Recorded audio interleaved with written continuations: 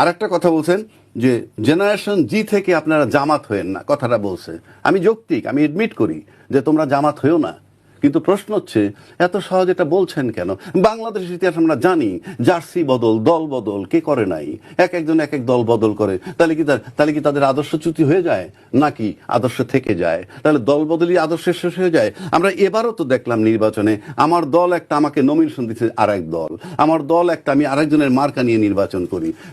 এই মানে খালি বললেই হবে না, এরা জেনারেশন জি থেকে জামাত হয়ে যাবে, এটা যদি আপনি এত সহজে বলে ফেলেন তাহলে আপনারা কি হয়েছে? আপনারা তো জার্সি বদল করে করে সবাই, আপনার দলের নাম একটা, আপনি এমপি হয়েছেন আর একটা দলের থেকে, আপনার দলের নাম একটা, আপনি অন্য দলের ব্লেসিংস হয়েছে, আপনি নিজের দল বিসর্জন দিয়ে আইসা প্রতীক নিয়েও নির্বাচন। কাজে এত সহজে এত ইজি করা মানে আমি মনে করি সঠিক নয়।